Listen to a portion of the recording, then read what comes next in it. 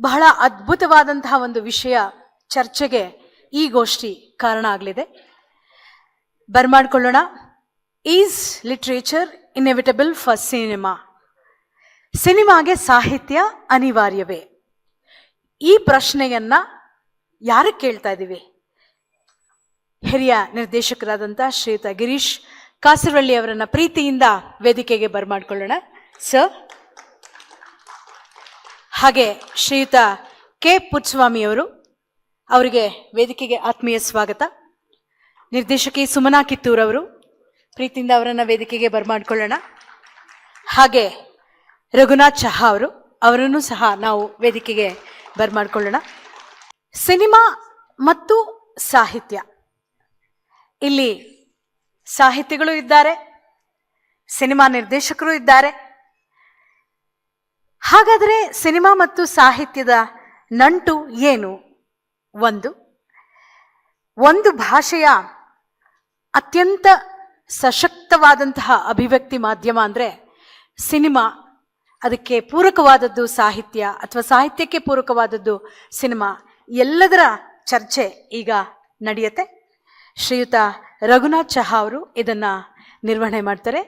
Over to you sir. ಮತ್ತೊಮ್ಮೆ ತಮ್ಮೆಲ್ಲರಿಗೂ ಪ್ರೀತಿಯ ಸ್ವಾಗತ ಕಾರ್ಯಕ್ರಮಕ್ಕೆ. ರಘುನಾಥ್ ಚಹಾ ಅವರು. ಎಲ್ರಿಗೂ ನಮಸ್ಕಾರ.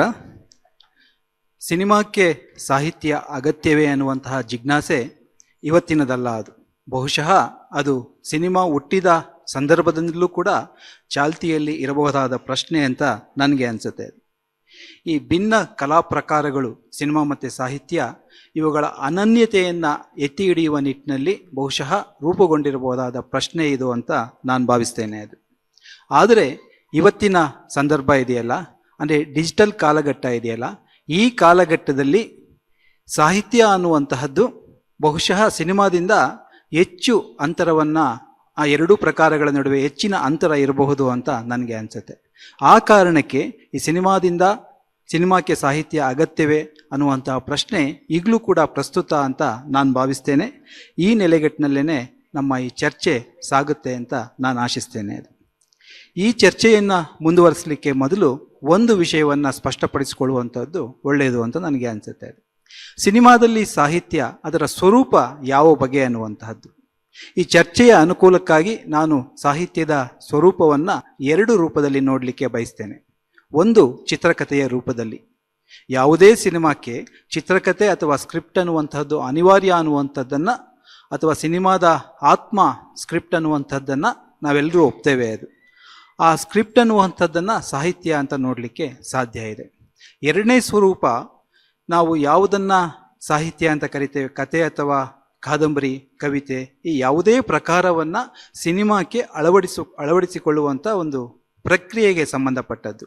ಬಹುಶಃ ನಾವೆಲ್ಲರೂ ಸಿನಿಮಾ ಮತ್ತು ಸಾಹಿತ್ಯದ ನಡುವಿನ ನಂಟಿನ ಬಗ್ಗೆ ಯೋಚನೆ ಮಾಡಬೇಕಾದ್ರೆ ಈ ಕಥೆ ಅಥವಾ ಕಾದಂಬರಿಯನ್ನು ಸಿನಿಮಾಕ್ಕೆ ಒಗ್ಗಿಸಿಕೊಳ್ಳುವ ಪ್ರಕ್ರಿಯೆಯೇ ನಮ್ಮ ಮನಸ್ಸಲ್ಲಿರುತ್ತೆ ಅಂತ ನನಗೆ ಅನಿಸುತ್ತೆ. ಬಹುತೇಕ ಸಂದರ್ಭಗಳಲ್ಲಿ ಇದು ಒಂದು ಜನಪ್ರಿಯ ಗ್ರಹಿಕೆ ಕೂಡ ಹೌದು ಅಂತ ನಾನು ಭಾವಿಸ್ತೇನೆ.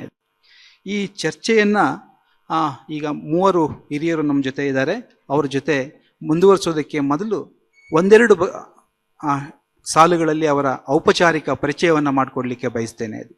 ಗಿರೀಶ್ ಕಾಸರವಳ್ಳಿ ಅವರು ನಮ್ಮೆಲ್ಲರಿಗೂ ಗೊತ್ತು, ಕನ್ನಡದ ಬಹುದೊಡ್ಡ ನಿರ್ದೇಶಕರು. ಅಷ್ಟು ಮಾತ್ರ ಅಲ್ಲ, ಈ ದೇಶದ ಬಹುಮುಖ್ಯ ನಿರ್ದೇಶಕರಲ್ಲಿ ಅವರು ಒಬ್ಬರು. ಕನ್ನಡದ ಅಸ್ಮಿತೆಯನ್ನು ಜಾಗತಿಕ ನೆಲೆಗಟ್ಟಿನಲ್ಲಿ ಹಬ್ಬಿಸ್ತಾ ಇರುವಂತಹ ಬಹುದೊಡ್ಡ ನಿರ್ದೇಶಕರು ಗಿರೀಶ್ ಕಾಸರವಳ್ಳಿ ಅವರು. ಬರೀ ನಿರ್ದೇಶಕರು ಮಾತ್ರ ಅಲ್ಲ, ಸಿನಿಮಾ ಮೀಮಾಂಸೆಯ ಬಗ್ಗೆ ತುಂಬ ಅಧಿಕೃತವಾಗಿ ಮಾತನಾಡಬಲ್ಲಂತಹ ವೈಯಾಕರಣಿ ಕೂಡ ಅವರು ಹೌದು. ಸುಮನ್ ಕಿತ್ತೂರ್ ನಮಗೆಲ್ರಿಗೂ ಗೊತ್ತಿರೋ ಹಾಗೆ ಹೊಸ ತಲೆಮಾರಿನ ನಿರ್ದೇಶಕಿಯರಲ್ಲಿ ಅತ್ಯಂತ ಪ್ರಮುಖವಾದವರು. ಅದು ಸಾಹಿತ್ಯ ಕೃತಿಗಳನ್ನು ಸಿನಿಮಾಕ್ಕೆ ಅಳವಡಿಸುವ ನಿಟ್ಟಿನಲ್ಲಿ ಅವರು ತೋರಿರುವಂತಹ ಪ್ರಯೋಗಗಳು ಜನಪ್ರಿಯವಾಗಿಯೂ ಗೆದ್ದಿವೆ ಮತ್ತು ಸಹೃದಯರ ಗಮನವನ್ನು ಸೆಳೆದಿರೋದನ್ನು ನಾವು ಗಮನಿಸ್ಬೋದು. ಮತ್ತು ಪುಟ್ಟಸ್ವಾಮಿ ಅವರು ಕನ್ನಡ ಸಿನಿಮಾ ಸಂಸ್ಕೃತಿಯ ಬಗ್ಗೆ ಮಾತನಾಡುವಂತಹ ಬೆರಳೆಣಿಕೆಯ ಬರಹಗಾರರಲ್ಲಿ ಪ್ರಮುಖರು ಅಂತ ನಾನು ಭಾವಿಸ್ತೇನೆ. ಕನ್ನಡ ಸಿನಿಮಾವನ್ನು ಸಂಸ್ಕೃತಿಯ ಭಾಗವಾಗಿ ನೋಡ್ತಾ ಇರುವಂತಹ ಅಥವಾ ಅದನ್ನು ಬರವಣಿಗೆಯ ರೂಪದಲ್ಲಿ ದಾಖಲಿಸ್ತಾ ಇರುವಂತಹ ಮೊದಲಿಗರು ಈಗ ನಮ್ಮ ನಡುವೆ ಇರುವಂತಹ ಬರಹಗಾರರಲ್ಲಿ ಮೊದಲಿಗರು ಅಂತ ಪುಟ್ಟಸ್ವಾಮಿ ಅವ್ರ ಬಗ್ಗೆ ಹೇಳಲಿಕ್ಕೆ ನನಗೆ ವಿಶೇಷ ಒಂದು ಅಭಿಮಾನದ ಸಂಗತಿ ಅಂತ ನಾನು ಭಾವಿಸ್ತೇನೆ. ಮತ್ತು ಅವರು ಸಿನಿಮಾ ಬರವಣಿಗೆಗಾಗಿ, ಸಿನಿಮಾಯಾನ ಕೃತಿಗಾಗಿ ರಾಷ್ಟ್ರ ಪ್ರಶಸ್ತಿಯನ್ನು ಪಡೆದಿರುವಂತಹ ಬರಹಗಾರರು. ಈ 3 ಜನ ಬರಹಗಾರರು ಅಥವಾ ಸಿನಿಮಾ ವ್ಯಕ್ತಿಗಳು ಈ ಸಿನಿಮಾ ಮತ್ತು ಸಾಹಿತ್ಯದ ನಡುವಿನ ನಂಟಿನ ಕುರಿತು ತಮ್ಮ ವಿಚಾರಗಳನ್ನು ಹಂಚಿಕೊಳ್ಳಿಕ್ಕೆ ಸಿದ್ಧವಾಗಿದ್ದಾರೆ. ಅವರನ್ನು ಈ ಕಾರ್ಯಕ್ರಮಕ್ಕೆ ಸ್ವಾಗತಿಸ್ತಾ ಇದ್ದೇನೆ.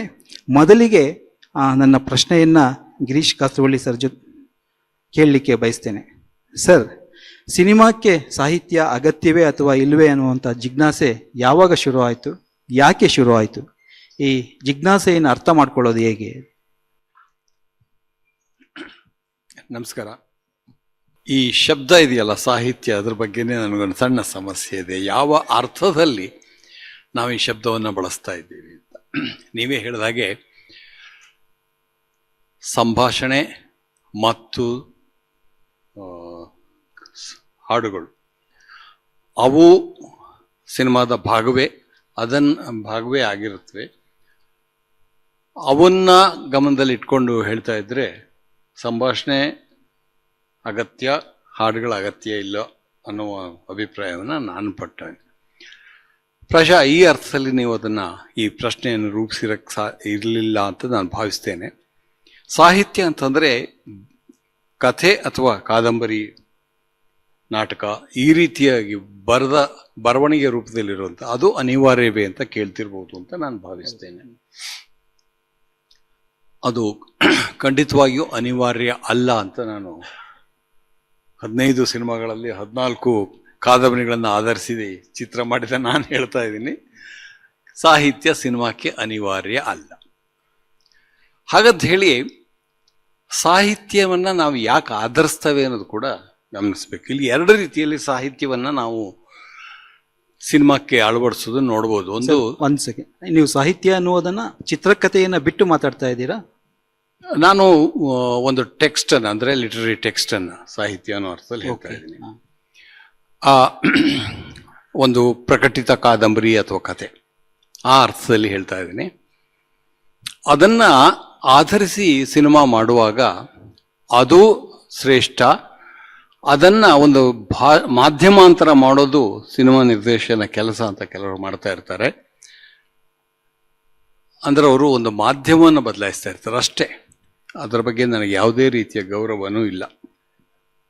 ಆದರೆ ಲಿಟರರಿ ಟೆಕ್ಸ್ಟ್ ಅನ್ನೋದಿದೆಯಲ್ಲ, ಈ ಸಾಹಿತ್ಯ, ಅದರ ಒಂದು ಮಗ್ಲನ್ನು ಶೋಧಿಸಿ ಅಥವಾ ಅದರ ಒಳತೋಟಿಯನ್ನು ಇಟ್ಕೊಂಡು, ಅದರ ಒಳಾರ್ಥವನ್ನು ಇಟ್ಕೊಂಡು ಮತ್ತೊಂದು ಕಥೆಯನ್ನು ಕಟ್ಟೋದಿದೆಯಲ್ಲ, ನನಗೆ ಅದು ಹೆಚ್ಚು ಅರ್ಥಗರ್ಭಿತ ಹಾಗೂ ಫ್ರೂಟ್ಫುಲ್ ಅಂತ ಕನ್ಸಿಡರ್ ಮಾಡ್ತೇನೆ. ಹಾಗಾಗಿ ಆ ತರಹದ ಅಡಾಪ್ಟೇಷನನ್ನು, ಆ ಥರ ಸಾಹಿತ್ಯವನ್ನು ಆಧರಿಸುವುದನ್ನು ನಾನು ಯಾವತ್ತೂ ಸ್ವಾಗತಿಸ್ತಾ ಹೋಗ್ತೇನೆ. ನೀವು ಚಿತ್ರಕಥೆ ಅಂತ ಅಂದ್ರಿ ಅಲ್ಲ, ಚಿತ್ರಕಥೆಯೂ ಒಂದು ಸಾಹಿತ್ಯ ಆಗಬೇಕು ಅಂಥೇಳಿ ಒಂದು ದೊಡ್ಡ ವಾದವನ್ನು ಸುಸಾನ್ ಸೊಂಟಾಗ್ ಮೊದಲು ಎತ್ತಿದವರು. ಅವರೊಂದು ಪುಸ್ತಕನೇ ಬರ್ತಾರೆ, ಸ್ಕ್ರೀನ್ ಪ್ಲೇ ಆಸ್ ಲಿಟ್ರೇಚರ್ ಅಂತ. ಬಹಳ ಮುಖ್ಯವಾದಂಥ ಒಳನೋಟ ಇರುವಂಥ ಒಂದು ಪುಸ್ತಕ ಅದು ಸಿನಿಮಾ ಸಾಹಿತ್ಯದಲ್ಲಿ. ಯಾಕೆಂತಂದರೆ ನಾವು ಸ್ಕ್ರೀನ್ ಪ್ಲೇ ಅನ್ನೋದನ್ನು ಕೇವಲ ಒಂದು ಕೃತಿಯ ಇದಕ್ಕೆ ಬೇಕಾದ ಒಂದು ಬ್ಲೂ ಪ್ರಿಂಟ್ ಅಂತ ಅಷ್ಟೇ ತಗೊಳ್ತೇವೆ. ಅದು ಬ್ಲೂ ಪ್ರಿಂಟ್ ಅಲ್ಲ, ಅದೇ ಒಂದು ಆರ್ಟ್ ವರ್ಕ್ ಅನ್ನೋದನ್ನು ಅವರು ಆರ್ಗ್ಯೂ ಮಾಡ್ತಾ ಹೋಗ್ತಾರೆ. ಆ ಕಾರಣಕ್ಕೆ ಸ್ಕ್ರೀನ್ ಪ್ಲೇ ಆಸ್ ಲಿಟ್ರೇಚರ್ ಅಂತ ನಾವು ಗಮನಿಸ್ತಾ ಹೋಗ್ಬೋದು. ಹಾಗಾಗಿ ಇಲ್ಲಿ 2-3 ದ್ವಂದ್ವಗಳು ಇದನ್ನು ಮಾತಾಡ್ತಾ ಹೋಗ್ಬೋದು. ಒಂದು, ಕುರೋಸಾವ ಒಂದು ಕೋಟನ್ನು ಇಲ್ಲೆಲ್ಲೋ ನಾನು ಓದಿದೆ, ಒಂದು ಒಳ್ಳೆಯ ಚಿತ್ರಕಥೆ ಇಲ್ಲದಿದ್ದರೆ ಒಂದು ಒಳ್ಳೆಯ ಸಿನಿಮಾ ಮಾಡೋದಕ್ಕಾಗೋದಿಲ್ಲ. ಒಳ್ಳೆಯ ಸಿನಿಮಾಕ್ಕೆ, ಅದು ಒಂದು ಕೆಟ್ಟ ಸಿನಿಮಾ ಚಿತ್ರಕಥೆಯಿಂದ ಒಳ್ಳೆಯ ಸಿನಿಮಾ ಮಾಡೋದಕ್ಕೆ ಸಾಧ್ಯವೇ ಇಲ್ಲ ಅಂತೆ. ಇವೆರಡೂ ಸ್ವಲ್ಪ ಚರ್ಚಾಸ್ಪದವಾದಂತಹ ಹೇಳಿಕೆನೆ. ಯಾಕೆಂತಂದ್ರೆ ಎಷ್ಟೋ ಕೃತಿಗಳು ಅದರ ಚಿತ್ರಕಥೆ ಬಹಳ ಗಹನ ಅಂತ ಅನ್ಸಿರೋದೇ ಇಲ್ಲ. ಅದರ ಸಿನಿಮಾ ಕೃತಿಯಾಗಿ ಬಂದಾಗ ಅದು ಅದ್ಭುತವಾದ ಇದಾಗ್ತದೆ.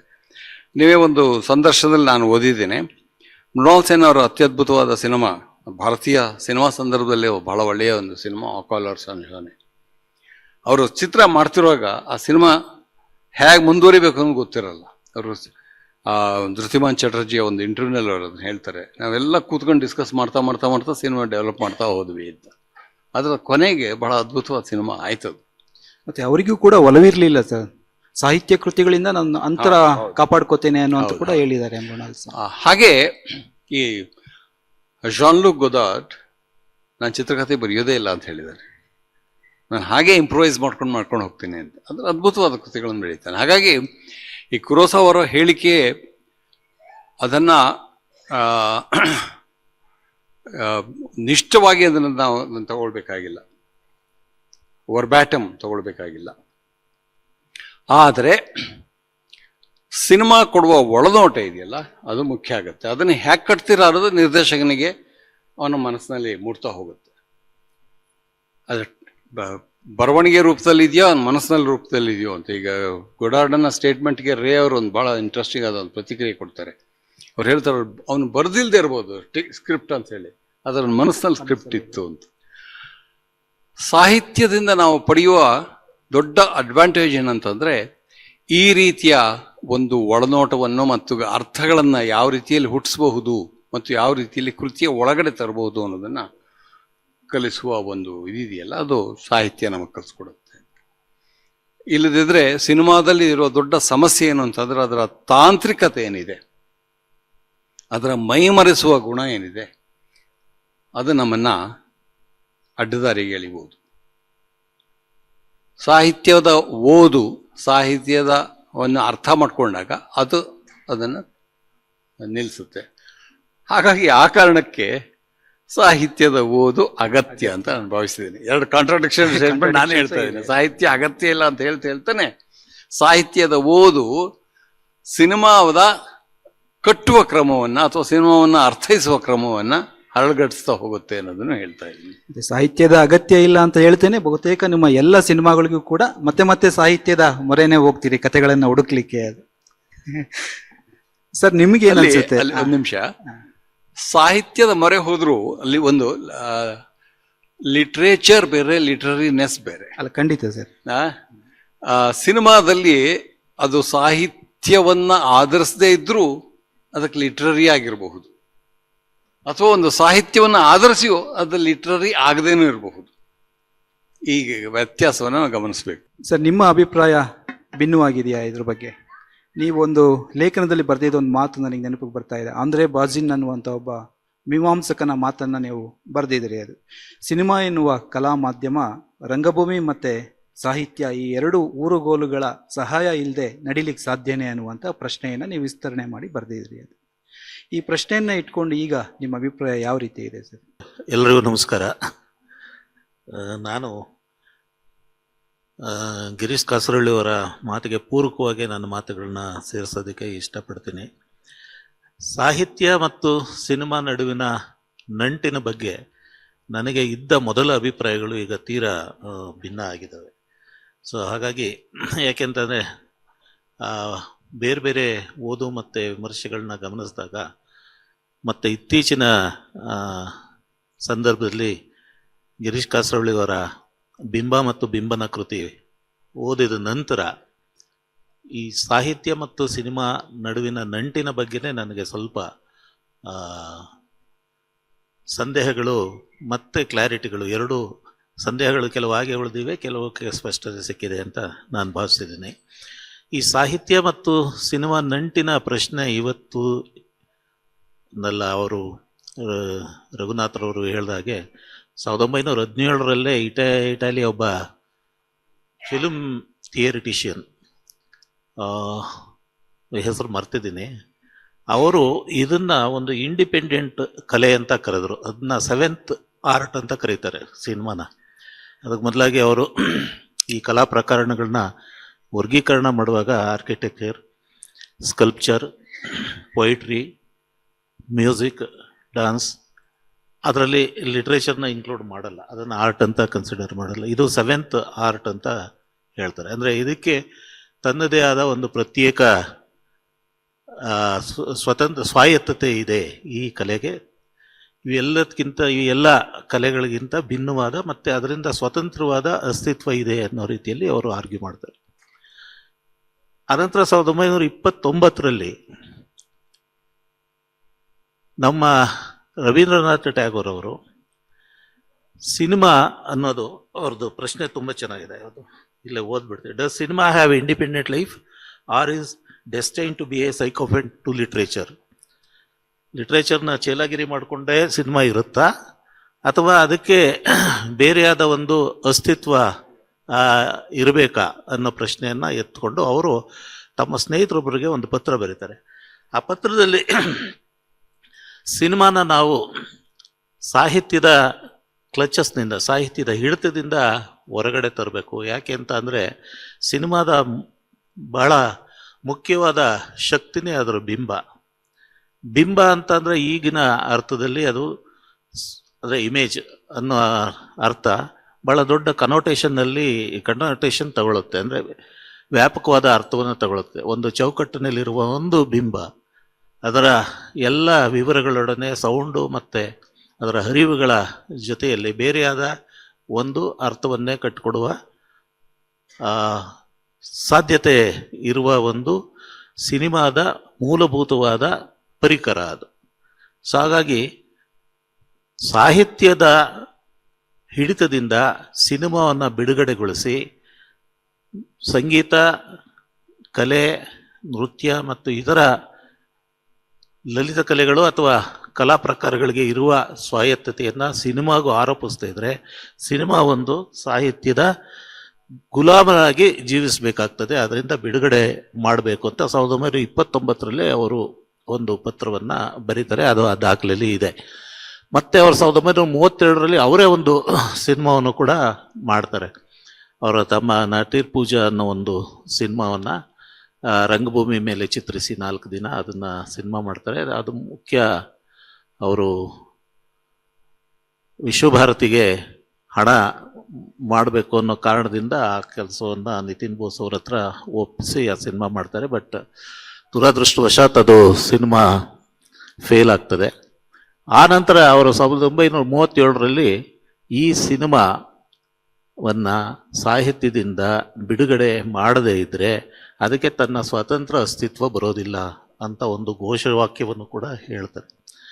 ಆನಂತರ ನೀವು ಹೇಳಿದಾಗೆ ಆಂಡ್ರೆ ಬಾಜಿನ್ ತನ್ನ ವಾಟ್ ಈಸ್ ಸಿನಿಮಾ ಅನ್ನೋ ಪುಸ್ತಕದಲ್ಲಿ ಮಿಕ್ಸ್ಡ್ ಸಿನಿಮಾ ಅನ್ನೋ ಒಂದು ಅಧ್ಯಾಯದಲ್ಲಿ ನೀವು ಉಲ್ಲೇಖ ಮಾಡಿದ ಮಾತುಗಳನ್ನ ಹೇಳ್ತಾರೆ.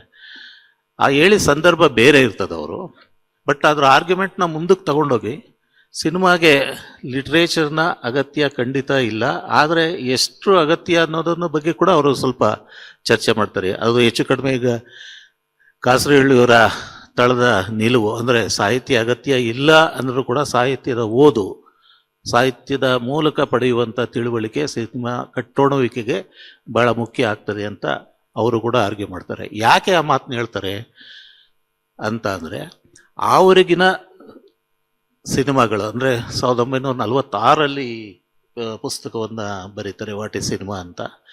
ಆವರೆಗಿನ ಸಿನಿಮಾಗಳು ಸಾಹಿತ್ಯದಿಂದ ಕಥಾವಸ್ತುವನ್ನು ಥಿಯೇಟರ್ನಿಂದ ನಿರೂಪಣೆಯ ಸಂವಿಧಾನವನ್ನು ಎರವಲು ಪಡ್ಕೊಂಡು ಬಂದ ರೀತಿಯಲ್ಲಿ ಸಿನಿಮಾಗಳು ತಯಾರಾಗಿರ್ತವೆ.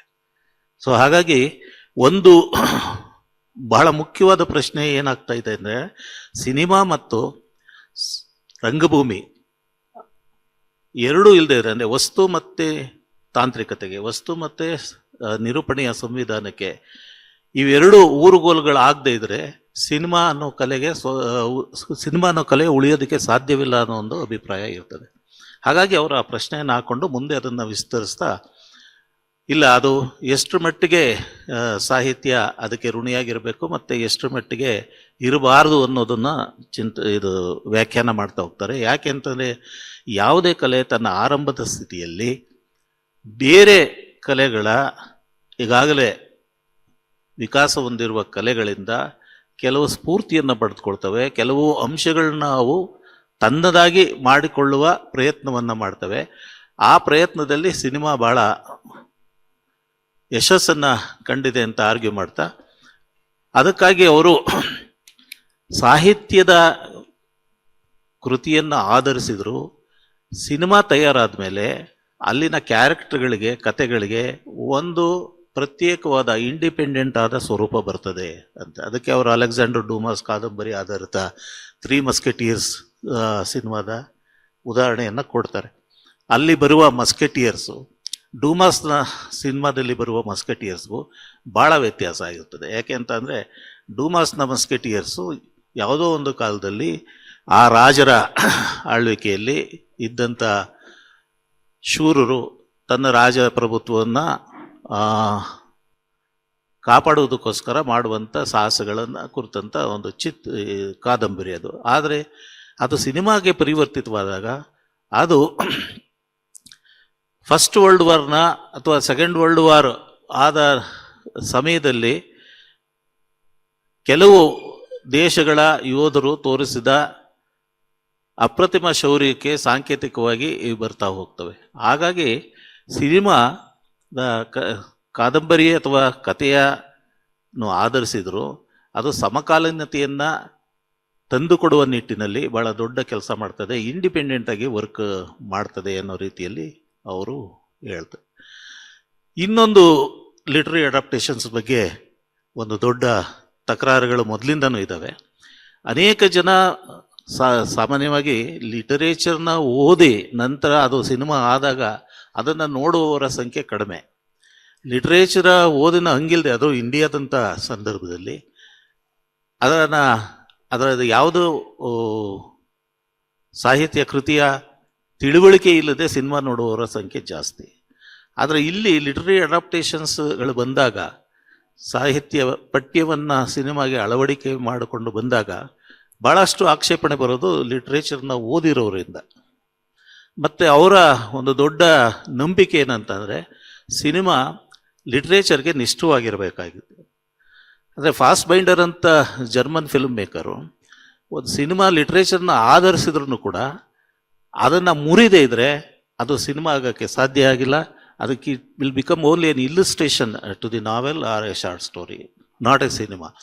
ಅದು ಕೇವಲ ಒಂದು ಕಥೆಯನ್ನು ಮರುರೂಪದಲ್ಲಿ ಹೇಳುವಂಥ ಒಂದು ಅಟೆಂಪ್ಟ್ ಆಗಿರ್ತದೆ ಹೊರತು ಒಂದು ಸಿನಿಮಾ ಕಲೆಯಾಗಿ ಅದು ಅರಳಿರೋದಿಲ್ಲ ಅನ್ನೋದು ಅವರ ಅಭಿಪ್ರಾಯ. ಅದು ನಿಜ ಕೂಡ. ಹಾಗಾಗಿ ಜಾನ್ ಲುಕ್ ಗೊಡಾರ್ಡ್ ಕೂಡ ನಾನು ಯಾವತ್ತೂ ಸಿನಿಮಾಗಳನ್ನ ಲಿಟ್ರೇಚರ್ನ ಆಧರಿಸಿ ಮಾಡೋದೇ ಇಲ್ಲ ಅಂತ ಹೇಳುವ ಸಾಧ್ಯತೆಗೆ, ಹೇಳುವ ಮಾತಿಗೆ ಭಾಳ ದೊಡ್ಡ ಅರ್ಥ ಇದೆ ಅಂತ ನನಗನ್ಸುತ್ತೆ. ಜೊತೆಗೆ ಮೃಣಾಲ್ ಸೇನ್ ಅವರು ಸಹ ಇಂಥದೇ ಒಂದು ದೊಡ್ಡ ಆಕ್ಷೇಪಣೆಯನ್ನು ಎದುರಿಸಿದಾಗ ಅವರ ಬಹುಶಃ ರವೀಂದ್ರನಾಥ್ ಟ್ಯಾಗೋರ್ ಅವರ ಸಿನಿಮಾ ಮಾಡಿದಾಗ ಅದು ಅಷ್ಟು ಚೆನ್ನಾಗಿ ಬಂದಿಲ್ಲ.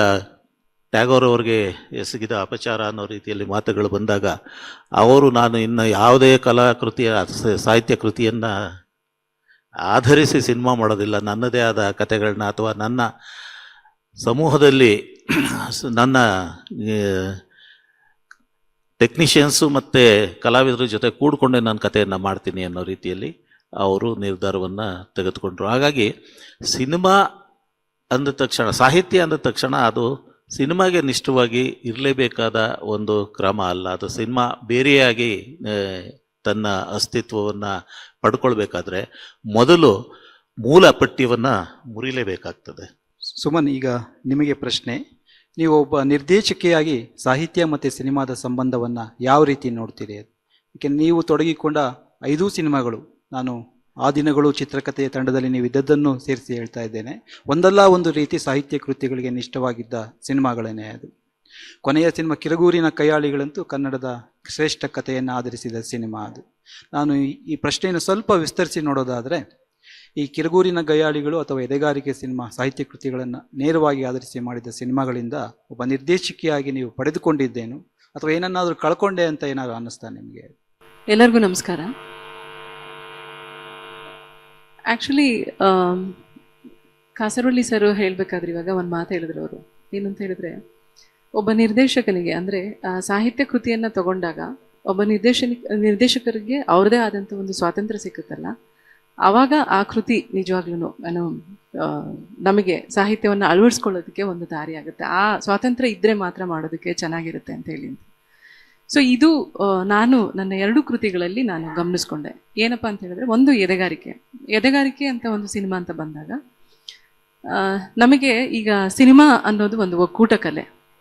ಅದರಲ್ಲಿ ಬೇಕಾದಷ್ಟು ಅಂದರೆ ಬರೀ ಮಾತುಗಳಿರಲ್ಲ, ಶಬ್ದ ಇರುತ್ತೆ, ಬರೀ ಮಾತುಗಳೇ ಇರಲ್ಲ, ಶಬ್ದ ಮತ್ತು ಮ್ಯೂಸಿಕ್ಕು ಮತ್ತು ಎಲ್ಲವನ್ನು ಸೇರಿಸಿ ಅದರಲ್ಲಿ ಏನೋ ಕಟ್ಟಿಕೊಡುವಂತಹ ಒಂದು ಕೂಟ ಅದು. ಸೊ ನಾವು ಹಾಗೆ ನೋಡಕ್ಕೆ ಹೋದರೆ ಸಾಹಿತ್ಯ ಅನ್ನೋದು ಒಂದು ಕೃತಿಯನ್ನು ಆಧರಿಸಿ, ಅಂದರೆ ಹಿಂದೆಲ್ಲ ನಾವು ನಮ್ಮ ಇದರಲ್ಲಿ ಕಲ್ತಿದ್ದೇನಪ್ಪ ಅಂದರೆ ಜಗತ್ತಿನ ಶ್ರೇಷ್ಠ ಚಿತ್ರಗಳೆಲ್ಲವೂ ಕೂಡ ಸಾಹಿತ್ಯವನ್ನು ಆಧರಿಸಿ ಬಂದಂಥವು ಅಂತ. ಸೊ ಅದ್ರ ಹಿಂದೆ ಹೋಗಿ ನಾವು ನೋಡಿದಾಗ ನಿಜವಾಗ್ಲೂ ಅದು ಸರ್ ಹೇಳ್ತಾ ಇರುವಂಥದ್ದು, ಈಗ ಹುಟ್ಟು ಹಾಕಿದಾರಲ್ಲ ಇವತ್ತು ಏನು ಕಾಸರಳ್ಳಿ ಸರ್ ಮತ್ತು ಪುಟ್ಟಸ್ವಾಮಿ ಸರ್ ಏನು ಹೇಳಿದ್ರು ಅದು ಪೂರಕವೂ ಹೌದು, ಪೂರಕ ಅಲ್ಲದೇನೂ ಕೂಡ ಹೌದು ಅಂತ ಹೇಳ್ಬಿಟ್ಟು, ಅದು ನಿಜವಾಗ್ಲೂ ಇದು ಹೊಸ ನಮ್ಮ ಜನ್ರೇಷನ್ಗೆ ಅದು ಬೇರೆ ಥರ ಅಳವಡಿಸ್ಕೊಳ್ಳೋದಕ್ಕೆ ಬಹುಶಃ ಇದು ಒಂದು ಕ್ರಾಂತಿ ರೂಪದಲ್ಲೇ ನಾವು ತೊಗೊಂಡು ಹೋಗ್ಬೇಕು ಅಂತ ಅನ್ಸುತ್ತೆ. ಇಲ್ಲಿ ತನಕ ನಮಗೆ ಯಾವುದೇ ಒಂದು ಸಿನಿಮಾ ಶಾಲೆ ಇರ್ಬೋದು, ಮತ್ತೊಂದಿರ್ಬೋದು ಹೋದಾಗ ಇದಷ್ಟೇ ಮುಖ್ಯ ಅನ್ನೋದನ್ನ ನಮಗೆ ತುಂಬ್ತಾ ಇದ್ರು, ಸಾಹಿತ್ಯ ಮತ್ತು ಸಿನಿಮಾ ಅನ್ನೋದು. ಬಟ್ ಅದನ್ನ ಮೀರಿ ನಾವು ನೋಡಿದಾಗ ಇದು ಒಕ್ಕೂಟ ಕಲೆ. ನನಗೆ ಸಿನಿಮಾ ಅಂತ ನಾನು ಮಾಡಿದಾಗ ನನಗೆ ಅರ್ಥ ಆಗಿದ್ದೇನಪ್ಪ ಅಂತ ಹೇಳಿದ್ರೆ, ಒಬ್ಬ ಎಡಿಟ್ರು ಬೇಕು, ಅದಕ್ಕೆ ಒಬ್ಬ ಸಿನಿಮಾಟೋಗ್ರಫರು ಬೇಕು, ಒಬ್ಬ ಮ್ಯೂಸಿಷಿಯನು ಇರಬೇಕು, ಒಬ್ಬ ಶಬ್ದಗ್ರಾಹಕನೂ ಇರಬೇಕು. ಸೊ ಇವೆಲ್ಲವೂ ಕೂಡ ಕಲೆಗಳೇ, ಅದರಲ್ಲಿ ಇವೆಲ್ಲವೂ ಸಾಹಿತ್ಯನೇ. ಒಬ್ಬ ಶಬ್ದವನ್ನ ಸೃಷ್ಟಿ ಮಾಡುವಂಥ ಶಬ್ದ ಗ್ರಾಹಕ ಕೂಡ ಸಾಹಿತಿನೇ ಅಲ್ಲಿ. ಸೊ ಹಾಗಾಗಿ ನನಗೆ ಎದೆಗಾರಿಕೆ ಅಂತ ಒಂದು ಕೃತಿ ಕೊಟ್ಟಾಗ ನನಗೆ ಸ್ವಾತಂತ್ರ್ಯ ಬೇಕಾಗಿತ್ತು. ಯಾಕಂದ್ರೆ ನಾವು ಹಿಂದೆಲ್ಲ ನೋಡಿ ಹೇಗೆ ಇದು ಅಂತ ಒಂದಷ್ಟು ಕೃತಿಗಳನ್ನ ನಾವು ಕೇಳಕ್ ಹೋದಾಗ ಇದು ಆಸ್ ಇಟ್ ಈಸ್ ಹೀಗೆ ಬರಬೇಕು ಅನ್ನೋ ಒಂದು ಮಾತುಗಳಿತ್ತು. ಅಂದ್ರೆ ಕೆಲವೊಂದು ಕೃತಿಗಳನ್ನ ದೃಶ್ಯ ಮಾಧ್ಯಮಕ್ಕೆ ತರಬೇಕು ಅಂತ ಆಸೆ ಇದ್ದಾಗ ಕೇಳಕ್ ಹೋದಾಗ ಇದು ಹೀಗೆ ಬರಬೇಕು, ಇದು ಇಲ್ಲೇ ನಿಲ್ಬೇಕು, ಇದು ಇಲ್ಲೇ ಕೂರ್ಬೇಕು, ಈ ಪಾತ್ರ ಹೀಗೆ ಇರಬೇಕು ಅಂತ. ಹಾಗಾದಾಗ ಅದು ನಿರ್ದೇಶಕನ ಸ್ವಾತಂತ್ರ್ಯಕ್ಕೆ ತುಂಬಾ ಧಕ್ಕೆ ಆಗುತ್ತದು. ಒಂದು ಉದಾಹರಣೆ ಹೇಳಬೇಕು ಅಂತ ಹೇಳಿದ್ರೆ, ಸುಮ್ಮನೆ ಅದು ಹೇಳಬೇಕು ಅಂದ್ರೆ ಎದೆಗಾರಿಕೆಯಲ್ಲಿ ಅವರು ಬರಿತಾ ಹೋಗ್ತಾರೆ, ಬೇಕಾದಷ್ಟು ಸಾಲುಗಳನ್ನ ಪುಟಗಳನ್ನ ಬರಿತಾ ಹೋಗ್ತಾರೆ. ಸೂರ್ಯೋದಯನೇ ಒಂದು 5-10 ಪುಟಗಳಿರ್ತವೆ. ಆದರೆ ನಾವು ಸಿನಿಮಾದಲ್ಲಿ ಸೂರ್ಯೋದಯನ 5-10 ಪುಟಗಳು ತೋರ್ಸೋಕ್ಕಾಗಲ್ಲ. ಒಂದು ಸೂರ್ಯ ಉದಯ ಆಗೋದು ಒಂದು ಶಾರ್ಟ್ ನಮ್ದಷ್ಟೇ. ಸೊ ಈ ಸ್ವಾತಂತ್ರ್ಯ ನಮಗೆ ಬೇಕೇ ಬೇಕಾಗುತ್ತೆ. ಇಲ್ಲ ಅದು ಹುಟ್ಟೋದು, ಅರ್ಧಕ್ಕೆ ಬರೋದು, ನಿಲ್ಲೋದು ತೋರಿಸಿ ಅಂದರೆ ಅದು ಖಂಡಿತವಾಗ್ಲೂ ಸಾಧ್ಯ ಇಲ್ಲ. ಸೊ ಕೆಲವೊಂದು ನನಗಲ್ಲಿ ಅಗ್ನಿಶ್ರೀಧರ್ ಅವರು ನನಗೆ ತುಂಬ ದೊಡ್ಡ ಸ್ವಾತಂತ್ರ್ಯವನ್ನು ಕೊಟ್ಟರು. ಏನಪ್ಪ ಅಂತ ಹೇಳಿದ್ರೆ ಸಿನಿಮಾಟಿಕ್, ಯಾಕಂದರೆ ಅವರು ಸಿನಿಮಾದವರಾಗಿದ್ದರಿಂದ ಅವ್ರಿಗೆ ಗೊತ್ತಿತ್ತು ಸಾಹಿತ್ಯ ಮತ್ತು ಸಿನಿಮಾ ಬೇರೆ ಬೇರೆ ಮೀಡಿಯಮ್ ಅಂತ ಹೇಳ್ಬಿಟ್ಟು. ಸಾಹಿತ್ಯನೇ ಬೇರೆ ಮೀಡಿಯಮ್ಮು, ಸಿನಿಮಾನೇ ಬೇರೆ ಮೀಡಿಯಮ್ಮು. ಸೊ ಸಾಹಿತ್ಯವನ್ನ ಸಿನಿಮಾಗೆ ಅಳವಡಿಸ್ಕೊಳ್ಬೇಕಾದ್ರೆ ಬೇಕಾದಂತಹ ಎಲ್ಲ ಸ್ವಾತಂತ್ರ್ಯಗಳನ್ನು ಒಬ್ಬ ನಿರ್ದೇಶಕರಿಗೆ ಅಥವಾ ಒಬ್ಬ ಎಡಿಟರ್ಗೆ ಅಥವಾ ಒಬ್ಬ ಮ್ಯೂಸಿಷಿಯನ್ಗೆ ಅವರು ಖಂಡಿತವಾಗ್ಲೂ ಕೊಟ್ಟಿದ್ರು. ಹಾಗಾಗಿ ನನಗೆ ಅಲ್ಲಿ ಕಳ್ಕೊಂಡಿದ್ದು ಅಂತ ಏನು ನನಗೆ ಅನಿಸಿಲ್ಲ ಸರ್. ನನಗೆ ಬೇಕಾದಷ್ಟು ಅದರಿಂದ ನಾನು ಪಡ್ಕೊಂಡೆ, ಮತ್ತೆ ಬೇಕಾದಷ್ಟು ಪ್ರಯೋಗಗಳನ್ನ, ಸಣ್ಣ ಸಣ್ಣ ಪ್ರಯೋಗಗಳನ್ನ ಅದು ನನ್ನ ನಿರ್ದಿಷ್ಟ ಒಂದು ಚೌಕಟ್ಟೊಳಗಡೆ ಮಾಡಲಿಕ್ಕೆ ಅದು ಸಾಧ್ಯ ಆಯಿತು ಅಂತ. ಅವರು ಒಂದ್ ಕಡೆ ಬರೀತಾರೆ, ಒಂದು ಕನ್ಸು ಬರುತ್ತೆ ಹೆಣ್ಮಕ್ಳಿಗೆ, ಅವಳು ಟ್ರೈನ್ ಹಿಂದೆ ಓಡ್ಕೊಂಡು ಬರ್ತಾ ಇರ್ತಾಳೆ ಅಂತ ಇರುತ್ತೆ. ಸೊ ನಮ್ಮ ಸಿನಿಮಾ ಅಂತ ಬಂದಾಗ ಮೊದಲನೇದಾಗಿ ಬಜೆಟ್ ಅನ್ನೋದು ಕೂಡ ಒಂದು ದೊಡ್ಡ, ಅದನ್ನು ನಿಯಂತ್ರಿಸೋದು ಕೂಡ ಒಂದು ದೊಡ್ಡ ಕಲೆ ನಿರ್ದೇಶಕರಿಗೆ. ಸೊ ಆ ಬಜೆಟ್ ಒಳಗಡೆ ಇಲ್ಲ ನನಗೆ ಅದಾಗಲ್ಲ, ಅಥವಾ ನನ್ನ ಕತೆಗೆ ದಿಕ್ಕನ್ನ ಅದು ಬದಲಾಯಿಸುತ್ತೆ. ಎಲ್ಲಿಂದನೋ ಶುರುವಾದ ಕತೆ ಇಮ್ಮಿಡಿಯೇಟ್ ಬಂದು ಒಂದು ರೈಲ್ವೆ ಟ್ರ್ಯಾಕ್ ಇಂದ ಶುರು ಆಗುತ್ತೆ, ಆಗಲ್ಲ. ನಾವು ಅಲ್ಲಿ ಮಾತಾಡಿದ್ವಿ ಕೂತ್ಕೊಂಡು, ಏನಪ್ಪಾ ಅಂತ ಹೇಳಿದ್ರೆ, ಇಲ್ಲ ಒಂದು ಕನಸು ಅನ್ನೋದು ಒಂದು ಸಾವನ್ನ ಸೂಚಕವಾಗಿ ತೋರಿಸುವಂಥದ್ದು. ಅವರು ಒಂದು ರೈಲಿನ ಹಿಂಭಾಗ ಹುಡುಗಿ ಓಡ್ಕೊಂಡು ಬರ್ತಾ ಇರ್ತಾಳೆ, ಅದನ್ನ ಅವನು ಕನಸನ್ನ ಕಾಣ್ತಾನೆ, ಅದು ಒಂದು ಸಾವಿನ ಸಂಕೇತ ಅನ್ನೋದು. ನಾನು ಹಳ್ಳಿಯಿಂದ ಬಂದವಳಾದ್ರಿಂದ ನಾನು ಶ್ರೀಧರ್ ಸರ್ ಅವ್ರ ಹತ್ರ ಕೂತು ಮಾತಾಡಿದಾಗ ಹೇಳಿದೆ, ಸರ್ ನಮ್ಮಲ್ಲಿ ಎತ್ತಿನ ಗಾಡಿ ಅನ್ನೋದು ನಮಗೆ ಸಾವಿನ ಸಂಕೇತ, ಯಾವುದೇ ಹುಷಾರಿಲ್ಲ ಇದೆ ಕಟ್ಟಿ, ಎತ್ತಿನ ಬಂಡಿ ಕಟ್ಟಿ ಅಂತ ಹೇಳ್ಬಿಟ್ಟು, ಅದನ್ನ ಯಾಕೆ ನಾವು ತಗೋಬಾರ್ದು? ಆ ಸ್ವಾತಂತ್ರ್ಯವನ್ನು ಬರಹಗಾರರು ಕೊಟ್ಟಿದ್ರಿಂದ ಅದು ತುಂಬಾನೇ ಚೆನ್ನಾಗಿ ಬಂತದು. ಅದು ಬೇಕಾದಷ್ಟು ಜನ ಅದ್ರ ಬಗ್ಗೆ ಮಾತಾಡಿದ್ರು ಕೂಡ. ಸೊ ಇದೇ ಒಂದು ಸ್ವಾತಂತ್ರ್ಯ ನನಗೆ ಸಿಕ್ಕಿದಲ್ಲಿ ಅಂದ್ರೆ ಕಿರುಗೂರಿನ ಗಯ್ಯಾಳಿಗಳು ಅದು ತುಂಬಾ ಸಣ್ಣ ಕತೆ, ಬೇಕಾದಷ್ಟು ಸಲ ಅದು ಶಾಲೆಗೆ ಮತ್ತು ಕಾಲೇಜುಗಳಿಗೆ ಪಠ್ಯಪುಸ್ತಕವಾದಂಥ ಒಂದು ಕತೆ. ಅದರಲ್ಲಿ ನನಗೆ ಅದಕ್ಕೂ ಮುಂಚೆ ಬೇಕಾದಷ್ಟು ಕತೆಗಳನ್ನ, ಸಣ್ಣ ಕತೆಗಳನ್ನ ಸಿನಿಮಾ ಮಾಡಬೇಕು ಅಂತ ಹೋದಾಗ ನನಗೆ ಎದುರಾಗಿದ್ದು ಕೂಡ ಇದೇ ಸಮಸ್ಯೆ. ಸಾಹಿತ್ಯ ಕೃತಿಯನ್ನ ಸಿನಿಮಾಗೆ ಮಾಡಬೇಕಾದ್ರೆ ಹೀಗೆ ಬರಬೇಕು, ಇದು ಚೇಂಜೇ ಆಗಬಾರ್ದು ಅಂತ. ಅದು ತುಂಬಾನೇ ಕಷ್ಟ ಆಗುತ್ತೆ, ನಮ್ಮನ್ನ ಕಟ್ಟು ಹಾಕ್ದಂಗೆ ಆಗುತ್ತದು. ಸೊ ಮತ್ತೆ ನಾನು ಕೇಳ್ಬೇಕಾ ಬೇಡವಾ ಅಂತ ಹೇಳಿ ಕಿರುಗೂರಿನ ಗಯ್ಯಾಳಿಗಳನ್ನ ಶ್ರೀಮತಿ ರಾಜೇಶ್ವರಿ ಅವ್ರ ಹತ್ರ ಕೇಳಿದಾಗ ಅವರು ಕತೆನೂ ಕೊಟ್ಟು ನನಗೆ ಹೇಳಿದ್ ಒಂದೇ ಒಂದು ಮಾತು, ನಿಮ್ಮ ಸ್ವಾತಂತ್ರ್ಯಕ್ಕೆ ಬಿಟ್ಟಿದ್ದು, ನೀವು ಯಾವ ಕಾರಣಕ್ಕೂ ಇಲ್ಲಿ ಏನು ತೇಜಸ್ವಿಗಳು ಏನು ಆಶಯ ಇಟ್ಕೊಂಡು ಬರ್ದಿದ್ರು ಅದು ಬೇರೆ ಕಡೆನೂ ಆಗ್ಬೋದು, ಇದೊಂದು ಚೌಕಟ್ಟು. ನಾನು ಹೇಳ್ದೆ ಅವ್ರಿಗೆ, ಖಂಡಿತವಾಗ್ಲೂ ಆ ಸ್ವಾತಂತ್ರ್ಯ ನನಗೆ ಬೇಕು, ಕೇಳಬೇಕು ಅಂತಿದ್ದೆ. ತುಂಬ ಸಂತೋಷ. ಈಗ ನಾನು ಬಯಲುಸೀಮೆಯಿಂದ ಬಂದಿದ್ದೀನಿ. ನನಗೆ ಇದನ್ನ ಬಯಲುಸೀಮೆಗೆ ಅಳವಡಿಸ್ಕೊಂಡ್ರೆ, ಯಾಕಂದ್ರೆ ನಾನು ಹೆಚ್ಚು ನನ್ನ ಚಿಕ್ಕಮ್ಮಂದ್ರು, ದೊಡ್ಡಮ್ಮಂದ್ರು, ಆ ಹಳ್ಳಿಯ ವಾತಾವರಣ ಅವೆಲ್ಲವನ್ನು ಕೂಡ ನಾನು ಕಣ್ಣು ಕಟ್ಟದಂಗೆ ನಾ ಹೇಳಬಲ್ಲೆ. ಆದರೆ ನನಗೆ ಗೊತ್ತಿಲ್ಲದಿರೋಂಥ ಒಂದು ಇದು ಅಂತ ಬಂದಾಗ ಅದನ್ನ ನಾನು ಸ್ಟಡಿ ಮಾಡಬೇಕಾಗತ್ತೆ. ಇದು ನನಗೆ ಹೆಚ್ಚು ಆತ್ಮವನ್ನ ಇಟ್ಕೊಳ್ಳೋದಕ್ಕೆ ತುಂಬ ಸಹಾಯವಾಗುತ್ತೆ ಅಂತ ಹೇಳ್ಬಿಟ್ಟು ಅಂತ ಅವ್ರು ಕೊಟ್ಟಂತ ಒಂದು ಇದು. ಬೇಕಾದಷ್ಟು ಅದಕ್ಕೆ ಸಂಬಂಧಪಟ್ಟಂಗೆ ಸಿನಿಮಾ ರಿಲೀಸ್ ಆದ್ಮೇಲೆ ಇಲ್ಲ ಅದು ತೇಜಸ್ವಿಗಳು ಚಿಕ್ಕಮಂಗ್ಳೂರಲ್ಲಿ ಕೂತು ಬರೆದ್ರು ಅನ್ನೋ ಕಾರಣಕ್ಕೆ ಚಿಕ್ಕಮಂಗ್ಳೂರ್ಲೇ ಬರೀ ಅದನ್ನ ಮಾಡಬೇಕು ಅನ್ನೋದೇನಿರಲಿಲ್ಲ. ಅದು ಸಣ್ಣ ಕಥೆ ಆಗಿತ್ತು. ನಾನದು ಬಯಲುಸೀಮೆಯ ಚೌಕಟ್ಟೊಳಗಡೆ ಇಟ್ಟಾಗ ಅದು ತುಂಬಾನೇ ಅದ್ಭುತವಾಗಿ ನನಗೆ ಅನ್ನಿಸ್ತು. ಒಬ್ಬ ಮೇಕರ್ಗೆ ನನಗೆ ಅನ್ನಿಸ್ತು. ಅದು ಬೇಕಾದಷ್ಟು ಜನಕ್ಕೆ ಅದು ಇಷ್ಟನೂ ಆಯ್ತು. ಆದ್ರೆ ಕೆಲವೊಂದು ಜನ ಅದಕ್ಕೆ ಇಲ್ಲ ಇಲ್ಲ ಇಲ್ಲ ಇದು ಇಲ್ಲ ಹಂಗಾಗಲ್ಲ. ಅದು ಕೆಲವೊಮ್ಮೆ ನಮ್ಮ ಅಂದ್ರೆ ಲಿಬರ್ಟಿಗಳು ಬೇರೆ ತರ ಇರ್ತವೆ. ಸೊ ಹಾಗಾಗಿ ನನಗೆ ಸಾಹಿತ್ಯ ಅಂತ ಅಂದಾಗ ಆ ಕಥೆನ ಯಾಕೆ ತಗೊಬೇಕಾಯ್ತು, ಮತ್ತೆ ಕಾದಂಬರಿಗಳನ್ನ ಯಾಕೆ ಕತೆ ಕಾದಂಬರಿಗಳನ್ನ ಯಾಕೆ ತಗೋಬೇಕಾಗತ್ತೆ ಅಂದ್ರೆ, ಮೊದಲನೇದಾಗಿ ಪುಟ್ಟಸ್ವಾಮಿ ಸರ್ ಹೇಳ್ತಾ ಇದ್ರು, ಆಲ್ರೆಡಿ ಆಗಿರುವಂತಹ ಒಂದು ಬರೆದಿರುವಂತಹ ಒಂದು ಕೃತಿಯನ್ನ ಸಿನಿಮಾಗೆ ತರೋದು ಅದು ಕಲೆ ಅಂತ, ಅಂದ್ರೆ ಸಾಹಿತ್ಯ ಅಂತ ಅನ್ನಿಸ್ಕೊಳ್ಳೋದಕ್ಕೆ ಸ್ವಲ್ಪ ಇದಿದೆ ಅಂತ ಹೇಳಿ ಅವ್ರು ಕೋಟ್ ಮಾಡಿದ್ರು. ನನಗೆ ಎದೆಗಾರಿಕೆ ಆಗ್ಲಿ ಕಿರುಗುರು ಆಗ್ಲಿ ತುಂಬಾ ಪಾಪ್ಯುಲರ್ ಕಥೆಗಳವು, ತುಂಬಾನೇ ಪಾಪ್ಯುಲರ್ ಕಥೆಗಳು. ಹೌದು, ಅದು ಆ ಪಾಪ್ಯುಲರ್ ಕಥೆಯಾಗಿ ಪ್ರತಿಯೊಬ್ಬರಿಗೂ ಅದರ ಅಂತ್ಯ ಏನು ಆರಂಭ ಏನು ಅಂತ ಗೊತ್ತಿದ್ದು ಕೂಡ ಮತ್ತೆ ಸಿನಿಮಾದೊಳಗಡೆ ಅಂದ್ರೆ ಬಿಂಬದೊಳಗಡೆ ಕಟ್ಕೊಟ್ಟು ಚಿತ್ರಿಕೆಯಲ್ಲಿ ಮಾಡಿಕೊಟ್ಟು ಮತ್ತೆ ವಾಪಸ್ಸು ಅದನ್ನ ನೋಡುವಿಕೆಗೆ ಒಳಪಡಿಸುವಂಥದ್ದು ಇದೆಲ್ಲ ಸ್ವಲ್ಪ ಅದು ಚಾಲೆಂಜಿಂಗೇ ಅಂತ ಅನ್ನಿಸ್ತು ನನಗೆ. ಅದ್ರ ಜೊತೆಗೆ ನನಗೆ ಕಿರುಗೂರಲ್ಲಿ ನಾನು ಯಾಕೆ ತಗೊಂಡೆ ಅಂತ ಹೇಳಿದಾಗ, ಸಾಹಿತ್ಯ ಅಂದಾಗ ಅದು ಒಂದು ಕತೆ ಅನ್ನೋದು ಒಂದು ತುಂಬಾ ಮೂಲ ಒಂದು ದ್ರವ್ಯ ಅಷ್ಟೇನೆ. ಆದ್ರೆ ಕಟ್ಟುವಿಕೆಗೆ ಸರ್ ಹೇಳ್ದಂಗೆ ನಾವು ಬೇಕಾದಷ್ಟು ನಮ್ಮದೇ ಆದಂತ ಇದನ್ನ ನಾವು ಅಳವಡಿಸ್ಕೋಬೇಕಾಗತ್ತೆ. ನನ್ಗೆ ಅನ್ಸಿದಲ್ಲಿ ಒಂದೇ, ಹೆಣ್ಣು ಮಕ್ಕಳುಗಳು ನಮ್ಮದು ಸಂಘರ್ಷ, ಹೆಣ್ಣು ಸ್ತ್ರೀ ಸಂವೇದನೆ ಅನ್ನೋದೇ ಒಂದು ಸಂಘರ್ಷ. ಹಾಗೆ ನೋಡಕ್ ಹೋದ್ರೆ ಸಾಹಿತ್ಯ ಅನ್ನೋದು ಯಾವುದು? ಸಾಹಿತ್ಯ ಅನ್ನೋದು ಯಾರಾದ್ರೂ ಬರ್ದಿರೋ ಕಥೆನೇ ತಗೋಬೇಕಾ, ಸಾಹಿತ್ಯನೇ ತಗೋಬೇಕಾ, ಕವನನೇ ತಗೋಬೇಕಾ? ಇಲ್ಲ. ಹೆಣ್ಣು ಸ್ತ್ರೀ ಸಂವೇದನೆನೇ ಒಂದು ಸಂಘರ್ಷ. ಆ ಸಂಘರ್ಷದಲ್ಲಿ ಬರುವಂತಹ ಏನೋ ನಮ್ಮ ಹೋರಾಟಗಳಿರ್ಬೋದು, ಅಥವಾ ಮಾತುಕತೆಗಳಿರ್ಬೋದು, ಅಥವಾ ನಮ್ಮ ಬೇಡಿಕೆಗಳಿರ್ಬೋದು, ಇವೆಲ್ಲವೂ ಕೂಡ ಅಂದ್ರೆ ಈ ನಾವು ಕೇಳುವಂತಹ ಕ್ರಿಯೆಯಲ್ಲಿ ಈ ಜಾಣ ಕುರುಡು ಜಾಣ ಕಿವುಡು ಆಗುವಂಥದ್ದು ಇದೆಲ್ಲ ಸಮಾಜ, ಅದು ಕೂಡ ಸಿನಿಮಾಗೆ ಸಾಹಿತ್ಯ. ಸೊ ಹಾಗಾಗಿ ನನಗೆ ಆ ಕಿರುಗುರು ಅದು ನನಗೆ ಇಲ್ಲ, ಈ ಒಂದು ಜಾಣ ಕುರುಡು ಜಾಣ ಕಿವುಡು ಇರುವಂತಹ ಒಂದು ಪುರುಷ ಪ್ರಧಾನ ಒಂದು ವ್ಯವಸ್ಥೆ ಒಳಗಡೆ ಈ ಸ್ತ್ರೀ ಸಂವೇದನೆಗಳು, ಸ್ತ್ರೀ ಒಂದು ಇದು ಬಂದು ಏನಪ್ಪಾ ಅಂತ ಹೇಳಿದ್ರೆ ಮಾತಾಡುತ್ತೆ, ತುಂಬಾ ಲೌಡಾಗಿ ಮಾತಾಡುತ್ತೆ, ಕ್ವಶನ್ ಕೇಳುತ್ತೆ. ಅದನ್ನ ಆ ಚೌಕಟ್ಟಲ್ಲಿ ನನಗೇನು ಅನ್ನಿಸ್ತು, ಓಕೆ ಇದು ತುಂಬಾ ಚೆನ್ನಾಗಿದೆ, ತಗೊಳ್ಳೋಣ, ಇದು ಮಾಡೋಣ ಅಂತ ಹೇಳಿ. ಹಾಗೆ ನೋಡಕ್ ಹೋದ್ರೆ ಇದು ನನಗೆ ಎರಡೂ ಕೃತಿಗಳು ಬೇಕಾದಷ್ಟು ನನ್ನನ್ನು ಬದಲಾಯಿಸ್ಕೊಳ್ಳೋದಕ್ಕೆ ಸಾಧ್ಯ ಆಯ್ತು, ಮತ್ತೆ ನನ್ನನ್ನ ಬೇರೆ ತರನೇ ನಿರೂಪಿಸ್ತು. ಸರ್, ನಿಮ್ಮ ಮೊದಲ ಮಾತುಗಳಿಗೆ ವಿಸ್ತರಣೆ ರೂಪದಲ್ಲಿ ಒಂದು ಪ್ರಶ್ನೆಯನ್ನು ಕೇಳ್ತಾ ಇದ್ದೇನೆ. ನಾವು ಸಾಹಿತ್ಯ ಮತ್ತು ಸಿನಿಮಾದ ಸಂಬಂಧದ ಬಗ್ಗೆ ಮಾತಾಡಬೇಕಾದ್ರೆ ಅದನ್ನು ಕತೆ ಕಾದಂಬರಿಗಳ ಆಚೆಗೆ ನೋಡಲಿಕ್ಕೆ ಸಾಧ್ಯ ಇದೆಯಾ ಅಂತ. ಅಂದರೆ ಒಂದು ಸಿನಿಮಾಕ್ಕೆ ಈ ಕತೆ ಅಥವಾ ಕಾದಂಬರಿಗಳ ಆಚೆಗೆ, ಅದನ್ನು ಅಳವಡಿಸಿಕೊಳ್ಳೋ ಆಚೆಗೆ ಅಥವಾ ಚಿತ್ರಕಥೆಯ ಆಚೆಗೆ ಒಂದು ಸಾಹಿತ್ಯದ ಆವರಣ ಅಥವಾ ಸ್ಪರ್ಶ ಇರಲಿಕ್ಕೆ ಸಾಧ್ಯ ಇದೆ ಅಲ್ವಾ, ಅಥವಾ ಇಲ್ವಾ? ಕಥೆ ಅಥವಾ ಕಾದಂಬರಿ ಮಾತ್ರ ಆಧಾರಕ್ಕೆ ಆರಿಸಬೇಕಾಗಿಲ್ಲ, ಪ್ರವಾಸ ಕಥನನೂ ಆಗಿದ್ದಿರ್ಬೋದು. ಯಾವುದೇ ಒಂದು ಟೆಕ್ಸ್ಟ್ ಅನ್ನ ಬಿಟ್ಟು ಈ ಪ್ರಶ್ನೆ ಕೇಳ್ತಾ ಇದ್ದೇನೆ ಸರ್. ಟೆಕ್ಸ್ಟ್ಗಳ ಆಚೆಗೆ ಒಂದು ಸಾಹಿತ್ಯದ ಸ್ಪರ್ಶ ಅಥವಾ ಆವರಣ ಒಂದು ಸಿನಿಮಾಕ್ಕೆ ದೊರಕಲಿಕ್ಕೆ ಸಾಧ್ಯ ಇದೆಯಾ? ಎಷ್ಟು ಸಿನಿಮಾ ಆಗ್ಬೋದು ವರ್ಷದಲ್ಲಿ? ಕನ್ನಡದಲ್ಲೇ ಆದರೂ ಕೂಡ ಒಂದು 200 ಸಿನಿಮಾ ಆಗ್ಬೋದು. ಆದರೆ ಎಷ್ಟು ಸಾಹಿತ್ಯ ಬರ್ಬೋದು ಕನ್ನಡದಲ್ಲಿ? ಎಷ್ಟು ತರಹದ ಸಾಹಿತ್ಯಗಳೆಲ್ಲ ಬರೋದಕ್ಕೆ ಸಾಧ್ಯ. ಆದರೆ ಆ ಕಾರಣಕ್ಕೆ ಹೇಳಿದ್ದು ಅದು ಬೇಕು ಅಂತ ಹೇಳಿ. ಆದರೆ ಸಾಹಿತ್ಯವೇ ಬೇಕಾ ಅಂತ ಕೇಳಿದರೆ ಇದು ಸಿನಿಮಾ ಮಾಧ್ಯಮದ ಹುಟ್ಟಿನಿಂದಲೂ ಬಂದಂಥ ಜಿಜ್ಞಾಸೆ. ಸಿನಿಮಾ ಸ್ವತಂತ್ರವಾದ ಒಂದು ಕಲೆ ಆಗೋದಕ್ಕೆ ಸಾಧ್ಯವೇ ಅಂತ ಹೇಳಿ. ಅದು ಮುಂಚೆ ಸಿನಿಮಾ ಅನ್ನೋದು ದೃಶ್ಯ ಮಾಧ್ಯಮ ಅಂತ ಶುರುವಾಯಿತು, ಯಾಕಂತಂದ್ರೆ ಸಾಹಿತ್ಯದಿಂದ ದೂರ ಆಗಬೇಕು ಅನ್ನೋ ಕಾರಣಕ್ಕೆ. ಅದು ಸೈಲೆಂಟ್ ಎರಾದಲ್ಲಿ ಶುರುವಾದದ್ದು. ದೃಶ್ಯಗಳೇ, ಬಿಂಬಗಳೇ ಸಿನಿಮಾದ ಭಾಷೆ ಅಂತ ಹೇಳಿ. ಆನಂತರ ಆಂದ್ರೆ ಬಸೇನ್ ಅದನ್ನು ಹೇಳಿದ್ರು, ಬರೀ ಬಿಂಬ ಅಲ್ಲ, ಶಬ್ದ ಬಿಂಬವೂ ಬಹಳ ಮುಖ್ಯವಾಗತ್ತೆ, ಅಂದರೆ ಶಬ್ದ ಅಂತ ಹೇಳಿ.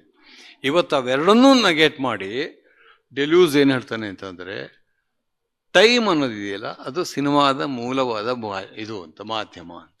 ನೀವು ಟೈಮನ್ನು ಹೇಗೆ ಕನ್ಸ್ಟ್ರಕ್ಟ್ ಮಾಡ್ತೀರೋ ಅದರ ಮೇಲೆ ಸಿನಿಮಾ ಭಾಷೆಯಾಗಿ ರೂಪುಗೊಳ್ತಾ ಹೋಗುತ್ತೆ. ಇದು ಯಾಕೆ ಹೇಳುತ್ತೆ ಅಂತಂದರೆ, ನಾವು ಬೇರೆ ಮಾಧ್ಯಮದಿಂದ ನಾವು ಹೇಗೆ ದೂರ ಹೋಗ್ಬೋದು ಅಂತ ಹೇಳ್ತಾ ಹೇಳ್ತಾ ಹೇಳ್ತಾ ಈ ನಿಲುವಿಗೆ ಅವರು ಬಂದಿದ್ದಾರೆ. ಹಾಗಾಗಿ ಇವತ್ತಿನ ಸಿನಿಮಾ ನಾವು ನೋಡೋದು ಸಾಹಿತ್ಯದಿಂದ ಆಧರಿಸಿದ್ರೂ ಕೂಡ ಅದು ಎಲ್ಲಿ ಸಿನಿಮಾತ್ಮಕ ಆಗುತ್ತೆ ಅಂತಂದರೆ, ಅದು ಯಾವ ರೀತಿಯಲ್ಲಿ ಕಾಲವನ್ನು ದುಡಿಸ್ಕೊಳ್ಳುತ್ತೆ ಅನ್ನೋದ್ರ ಮೇಲೆ. ಹಾಗಾಗಿ ಸಾಹಿತ್ಯ ಬೇಕು, ಅದರ ಸಾಹಿತ್ಯದ ಆ ಹೊರಾವರಣ ಅಲ್ಲ, ಆತ್ಮ ಬೇಕು. ಆತ್ಮವನ್ನು ನಾವು ಅರ್ಥ ಮಾಡ್ಕೊಂಡಾಗ ಇದು ಬೇಕು ಅಂತ. ಇದು ನಾನು ತುಂಬ ಕಡೆ ಇದನ್ನು ಹೇಳ್ತಾ ಇರ್ತೀನಿ. ಅಭಂಗ್ ಇದೆಯಲ್ಲ, ಅಭಂಗು ಸಾಹಿತ್ಯವೇ. ಅದರ ಅಭಂಗ್ ಓದಿದಾಗ ಅಥವಾ ಭೀಮಸೇನ್ ಜೋಶಿಯವರು ಅಭಂಗನ ಹಾಡಿದಾಗ ಅನುಭವಗಳೇ ಬೇರೆ. ಅದು ಸಿನಿಮಾದಲ್ಲೂ ರಂಗಭೂಮಿಯಲ್ಲೂ ಆಗುವ ಆ ಅನುಭವ, ಅದು ಸಾಹಿತ್ಯದಲ್ಲಿ ಓದಿದಾಗ ಸಿಗುವ ಅನುಭವ ಬೇರೆ ಬೇರೆನೆ. ಅಲ್ಲ ಸರ್, ಮತ್ತೆ ಒಂದು ಸಿನಿಮಾಕ್ಕೆ ಒಂದು ಪರಿಸರ, ಪ್ರಾದೇಶಿಕ ಪರಿಸರ ದೊರಕಲಿಕ್ಕೆ, ಒಂದು ನುಡಿಗಟ್ಟು ದೊರಕಲಿಕ್ಕೆ, ಭಾಷೆ ದೊರಕಲಿಕ್ಕೆ ಒಂದು ಸಾಹಿತ್ಯದ ಸಂವೇದನೆ ಬೇಕಲ್ವಾ? ಅದು ಎಷ್ಟು ಆಳವಾದಂಥ ಸಂಸ್ಕೃತಿಯನ್ನು ನಾವು ಅರ್ಥ ಮಾಡ್ಕೊಂಡಿತ್ತು ಅಷ್ಟು ಗಟ್ಟಿ ಆಗ್ತಾ ಹೋಗಿರುತ್ತೆ ಸಿನಿಮಾ. ಸಾಹಿತ್ಯಕ್ಕೂ ಅದೇ ಇರೋದು ಅಲ್ವಾ? ಎಲ್ಲಿ ಮಟ್ಟಿಗೆ ನಾವು ನನ್ನ ಸಮುದಾಯವನ್ನು, ನನ್ನ ಪರಿಸರವನ್ನು, ನನ್ನ ನಾಡನ್ನು ನಾವು ಅರ್ಥ ಮಾಡ್ಕೋತೀವೋ ಅಷ್ಟು ಡೀಪಾಗಿ ಹೋಗೋದಕ್ಕೆ ಸಾಧ್ಯವಾಗ್ತಾ ಹೋಗುತ್ತೆ. ಅನಂತಮೂರ್ತಿಯವರು ಒಂದು ಮಾತು ಯಾವತ್ತೂ ಹೇಳ್ತಾ ಇರ್ತಾರೆ, ಯಾವ ಕೃತಿ ದೇಶ ಕಾಲಗಳ ನಂಟಿಲ್ದೆ ಮಾಡ್ತೀನಿ ಅಂತ ಹೇಳ್ತಾರಲ್ಲ, ಅದು ಯಾರಿಗೂ ತಲುಪಲ್ಲ. ಯಾವುದು ಬಹಳ ಆಳವಾಗಿ ಹೇಳ್ತಿರುತ್ತೋ ಅದು ಎಲ್ಲರಿಗೂ ತಲುಪ್ತಾ ಇರುತ್ತೆ. ಯಾವುದು ಡೀಪ್ ರೂಟೆಡ್ ಆಗಿರುತ್ತೋ. ನಾನು ಕರ್ನಾಟಕದಲ್ಲೇ ನನ್ನ ಕಥೆಯನ್ನು ಬೆಳಿತೇನೆ, ಅದು ತೀರ್ಥಹಳ್ಳಿಯಲ್ಲೇ ಬೆಳಿತೇನೆ, ಈ ಮನೆಯಲ್ಲೇ ಬೆಳಿತೇನೆ, ನೀವು ಎಲ್ಲಿ ನೆಟ್ಟಿರ್ತೀರೋ ಆ ಸಸಿ ಕೊಡುವ ಫಲ ಸಾರ್ವತ್ರಿಕವಾಗಿರುತ್ತೆ. ಇಲ್ಲ, ನಾನು ಯಾವ ಪ್ರದೇಶಕ್ಕೂ, ಕೆಲವು ನಿರ್ದೇಶಕರು ಮಾತಾಡ್ತಿರ್ತಾರೆ, ನಂದು ಯಾವ ಪ್ರದೇಶಕ್ಕೂ ಸೀಮಿತವಾಗಲ್ಲ ಅಂತ. ಅನಂತಮೂರ್ತಿಯವ್ರ ಮಾತಿನಲ್ಲಿ ಅದು ಯಾರಿಗೂ ತಲುಪಲ್ಲ.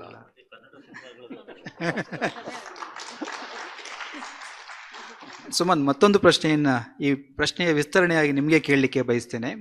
ಇವತ್ತಿನ ಕನ್ನಡ ಸಿನಿಮಾಗಳನ್ನು ನೋಡಿದ್ರೆ ನನಗೆ ಎರಡು ರೀತಿಯ ಸ್ವರೂಪಗಳು ಕಾಣಿಸುತ್ತೆ. ಒಂದು ಪ್ಯಾಕೇಜಿಂಗ್ ಸಂಸ್ಕೃತಿ. ನಿರ್ದೇಶಕನೇ ನಿರ್ದೇಶನದ ಜೊತೆಗೆ ಕತೆ, ಚಿತ್ರಕಥೆ, ಗೀತೆಗಳು, ಸಂಭಾಷಣೆ ಎಲ್ಲವನ್ನೂ ಮಾಡ್ತಾ ಇರೋದನ್ನು ನೋಡ್ತಾ ಇದ್ದೇವೆ. ಅದರ ಜೊತೆಗೆ ಇವತ್ತಿನ ಸಿನಿಮಾದಲ್ಲಿ ತೊಡಗಿಕೊಂಡಿರುವಂತಹ ತಲೆಮಾರು ಸಾಹಿತ್ಯದಿಂದ ವಿಮುಖ ಆಗ್ತಾ ಇದೆ ಅಂತ ನನಗನ್ಸುತ್ತೆ. ಅದು ಅಂದರೆ ಈ ಪ್ಯಾಕೇಜಿಂಗ್ ಸಂಸ್ಕೃತಿ, ಏಕಸ್ವಾಮ್ಯತೆ ಮತ್ತು ಈ ಸಾಹಿತ್ಯದಿಂದ ವಿಮುಖ ಆಗ್ತಾ ಇರೋದು, ಈ ಎರಡು ಇವತ್ತಿನ ಕನ್ನಡ ಸಿನಿಮಾಗಳ ಸೋಲಿಗೆ ಅಥವಾ ಹಿನ್ನಡೆಗೆ ಕಾರಣ ಇರಬಹುದಾ? ಸರ್, ಇದು ಬಹಳ ಹಿಂದೆನೇ ಶುರುವಾಗಿದ್ದು ಪ್ಯಾಕೇಜಿಂಗ್ ಸಂಸ್ಕೃತಿ. ಹಿಂದೆ ಅಂತ ಹೇಳಿದ್ರೆ ನಾವೇನು ಒಂದು ಹೊಸ ಪೀಳಿಗೆ ಶುರುವಾದ್ವಿ ಅವಾಗಿಂದ. ಆ್ಯಕ್ಚುಲಿ ಅದೇ ನಾನು ಮತ್ತೆ ಮೊದಲು ಆಗಿರ್ಲಿಲ್ಲ ಅಲ್ವಾ? ಈ ಕಳೆದ ಒಂದೆರಡು ದಶಕಗಳಿಂದ ಇದು ಹೆಚ್ಚಾಗಿದೆ. ಅದೇ ಏನು ನಮ್ಮ ಹೊಸ ಪೀಳಿಗೆ ಬಂತು, ಇದು ಏನಾಯ್ತು ಅಂತ ಹೇಳಿದ್ರೆ ಬಹುಶಃ ಇವತ್ತಿನ ಕನ್ನಡ ಚಿತ್ರರಂಗದ ಸ್ಥಿತಿಗತಿಗಳಿಗೆ ಬೇಕಾದಷ್ಟು ಕಾರಣಗಳಿದ್ದಾವೆ. ಅದರಲ್ಲಿ ಇದು ಕೂಡ ಪ್ರಮುಖವಾದ ಒಂದು ಕಾರಣ ಆಗುತ್ತೆ. ಈಗ ಹೇಗಿದೆ ಅಂತ ಹೇಳಿದ್ರೆ, ಇದು ಒಂದು ತರಕಾರಿ ಮಾರ್ಕೆಟ್ ಥರ. ಇದು ನಂದು ಟೊಮೆಟೊ 1 kg ಇಷ್ಟು ಕೊಡ್ತೀನಿ ಅಂತ ಹೇಳಿದ್ರೆ, ಇಲ್ಲ ನೀನು ಇಷ್ಟು ಕೊಟ್ಬಿಡು, ನಾನೇ ಅದನ್ನೇ ಕಟ್ ಮಾಡಿ ರಸಮ್ ಎಲ್ಲ ನಾನೇ ಮಾಡಿಕೊಟ್ಬಿಡ್ತೀನಿ ಅನ್ನೋ ಥರದ್ದು ಇದು ಶುರುವಾಗಿದ್ದು. ಇದು ಶುರುವಾದ ಮೇಲೇ ಈ ಏನು ಸಾಹಿತ್ಯ, ಸಿನಿಮಾ ಒಳಗಿನ ಸಾಹಿತ್ಯ ಮತ್ತು ಸಿನಿಮಾ ಹೊರಗಿನ ಸಾಹಿತ್ಯ ಎಲ್ಲವೂ ಕೂಡ ಬದಲಾಯ್ತಾ ಹೋಯಿತು. ಒಬ್ಬ ಸಿನಿಮಾ ಕನಸು ಕಟ್ಕೊಂಡು ಬಂದಂತು. ನಾನು ಹೇಳ್ತಾ ಇರೋದು ಇದು ಪಾಪ್ಯುಲರ್ ಸಿನಿಮಾಗಳ ಕುರಿತಾಗಿ ನಾನು ಹೇಳ್ತೇನೆ. ಈಗಿನ ಸಂದರ್ಭದ್ದು ಎಲ್ಲವನ್ನು ನಾನೇ ಮಾಡ್ತೀನಿ ಅಂತ ಹೇಳಿ. ಈಗ ನಮಗೆ ಒಂದು ಮತ್ತೆ ಅದೇ ಮಾತು ಹೇಳ್ತೀನಿ, ಸಿನಿಮಾ ಅನ್ನೋದು ಒಂದು ಒಕ್ಕೂಟ ಕಲೆ ಸರ್. ಅದು ಒಂದು ಕಥೆಯನ್ನು ನಾವು ತಗೊಂಡಾಗ ಅದನ್ನು ಕತೆಗೆ ಬೇಕಾದಂತಹ ಚಿತ್ರಕಥೆಗೆ ನಿರ್ದೇಶಕರುಗಳು ಕೂಡ ಕೂತ್ಕೊಳ್ಳೋದು ಸಹಜ. ಅದು ಯಾಕಂದರೆ ನಮಗೆ ಗೊತ್ತಿರುತ್ತೆ. ಅದು ಸರ್ ಹೇಳಿದಾಗೆ ಕೆಲವೊಂದು ನಾವು ಹೇಳಿರಲ್ಲ ಆ ಬರವಣಿಗೆಯಲ್ಲಿ, ಬಟ್ ಒಳಗಿರುತ್ತೆ ನಮಗೆ.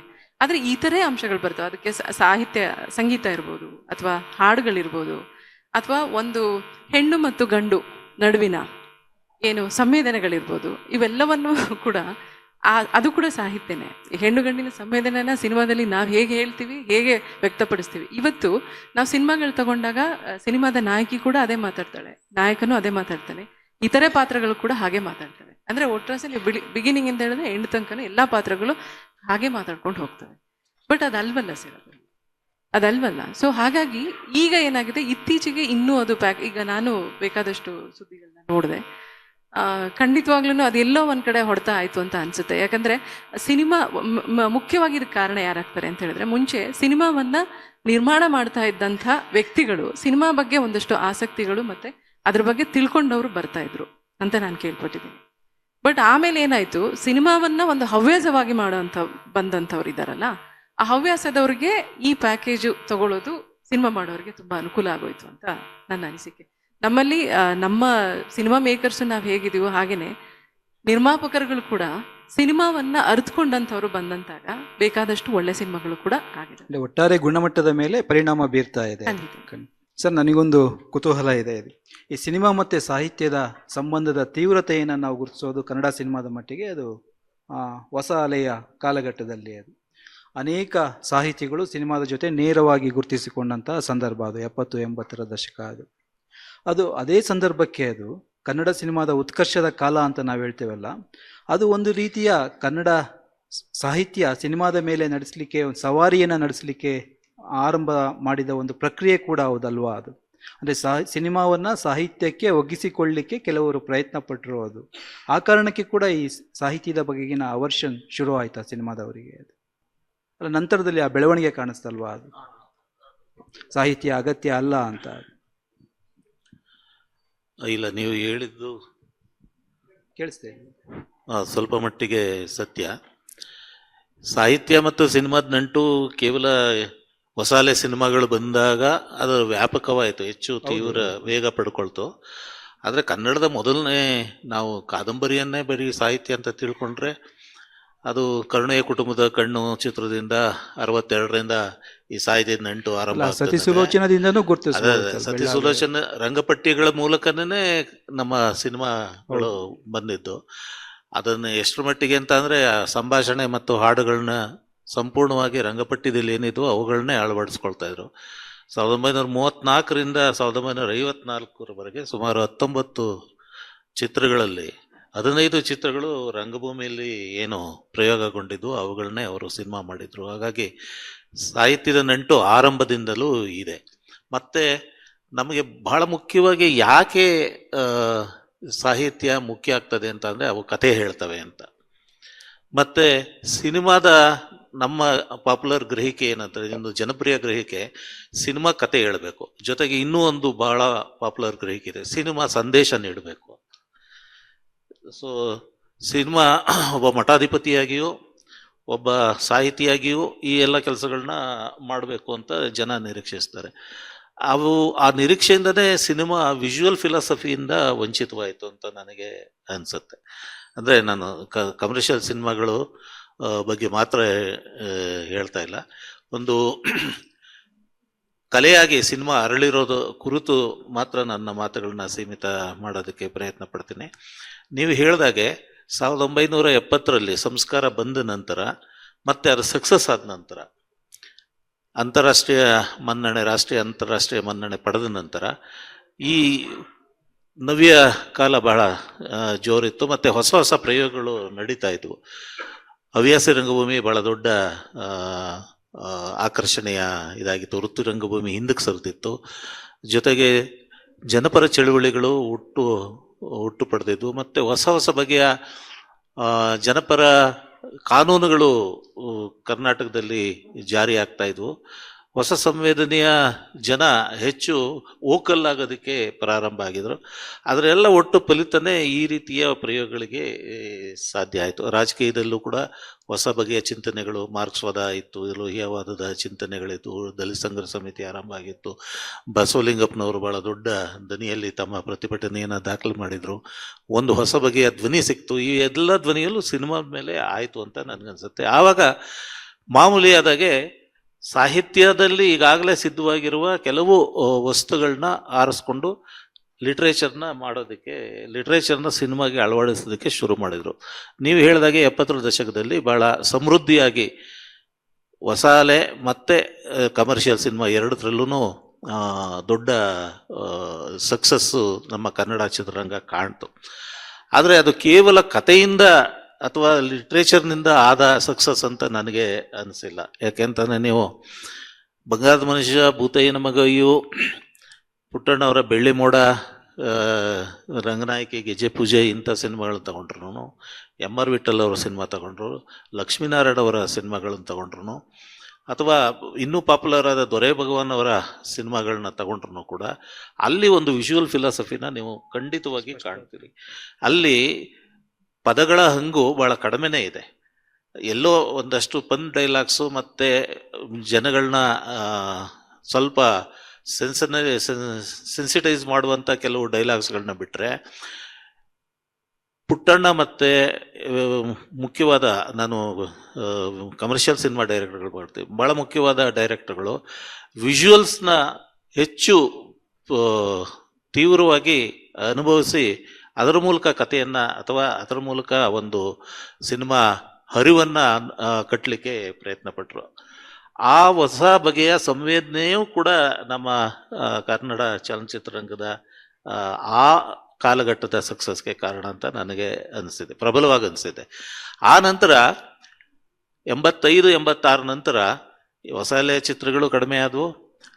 ಬಹುಶಃ ಗಿರೀಶ್ ಕಾಸರವಳ್ಳಿ ಅವ್ರನ್ನ ಹೊರತುಪಡಿಸಿದ್ರೆ ಅನೇಕರು ಮಾಡಿದಂಥ ಪ್ರಯೋಗಗಳು ಅವು ಆರಂಭಿಕ ಪ್ರಯತ್ನಗಳು, ಮತ್ತು ಒಂದು ಸ್ವಲ್ಪ ಸೆನ್ಸನಲೈಸ್ ಮಾಡೋದು ಬಿಟ್ಟರೆ ಅನಂತರದ ಸಿನಿಮಾದ ಮೌಲ್ಯ ಇರುವಂಥ ಸಿನಿಮಾಗಳು ಬರಲಿಲ್ಲ. ಜೊತೆಗೆ ಕಮರ್ಷಿಯಲೈಸೇಷನ್ ಜಾಸ್ತಿ ಆದ ಕಾರಣ, ಒಂದೇ ಒಂದು ನಿಮಿಷ, ಕಮರ್ಷಿಯಲೈಸೇಷನ್ ಜಾಸ್ತಿ ಆದ ಕಾರಣ ನಮಗೆ ಹೊರಗಿನ ಇನ್ಫ್ಲೂಯೆನ್ಸು, ಬೇರೆ ತೆಲುಗು ಸಿನಿಮಾ ನೋಡೋದು, ತಮಿಳು ಸಿನಿಮಾ ನೋಡೋದು, ಅವುಗಳ ಕಮರ್ಷಿಯಲ್ ಅಂಶಗಳನ್ನ ಬಳಸ್ಕೊಂಡು ಈ ಕಡೆ ಅದನ್ನು ಬಳಸ್ಕೊಂಡು ಅದರಲ್ಲಿ ಸಕ್ಸಸ್ ಕಂಡ ತಕ್ಷಣ ಅಥವಾ ರೀಮೇಕ್ಗಳು ಮಾಡಿಕೊಂಡು ಸಕ್ಸಸ್ ಕಂಡ ತಕ್ಷಣ ಸಾಹಿತ್ಯದ ಬಗೆಗಿನ ಆಕರ್ಷಣೆ ಅಥವಾ ಅದರ ಬಗೆಗೆ ರಿವಿಸಿಟ್ ಮಾಡುವ ಒಂದು ಟ್ರೆಂಡು ಹೋಯಿತು ಅಂತ ನನಗೆ ಅನಿಸುತ್ತೆ. ಸರ್, ಹೊಸ ಅಲೆ ಸಿನಿಮಾಗಳ ಸಂದರ್ಭದಲ್ಲಿ ಈ ಸಾಹಿತ್ಯದ ಸಖ್ಯದಿಂದ ಸಿನಿಮಾಕ್ಕೆ ಅನುಕೂಲ ಆಯ್ತಾ ಅಥವಾ ಅನನುಕೂಲ ಆಯ್ತಾ? ಒಂದು ರೀತಿಯಲ್ಲಿ ಗಂಭೀರವಾಗಿ ಸಿನಿಮಾವನ್ನು ಅಧ್ಯಯನ ಮಾಡುವುದು ಮತ್ತು ಅದನ್ನು ಗಂಭೀರವಾಗಿ ಕೃಷಿ ಮಾಡೋದು ಅದು ಸಾಧ್ಯತೆ ಕಾಣ್ಬಂತು ಇಲ್ಲಿ. ಇನ್ನೊಂದು ಅಪಾಯವನ್ನು ಕೂಡ ಅದು ಮಾಡ್ತು. ಅದೇನಂತಂದರೆ, ಸಿನಿಮಾದ ಶಕ್ತಿ ಏನಿರುತ್ತೆ ಅದನ್ನು ಪೂರ್ಣವಾಗಿ ಕಡೆಗಣಿಸಿ ಸಾಹಿತ್ಯದ ಶಕ್ತಿಯನ್ನು ಮಾತ್ರ ರೂಢಿಸ್ತಾ ಹೋದ್ರು. ಸಾಹಿತ್ಯದ ವಿಸ್ತರಣೆ ರೂಪದಲ್ಲಿ ಸಿನಿಮಾವನ್ನು ನೋಡ್ತಾ ಹೋದ್ರು. ನೀವು ಕನ್ನಡದ ಹೊಸ ಅಲೆ ಅಂತ ಯಾವುದನ್ನು ಕಾಡ್ತಿರೋ ಅಲ್ಲಿ ಸಿನಿಮಾತ್ಮಕ ಅಂಶಗಳು ಭಾಳ ಕಮ್ಮಿ ಇತ್ತು.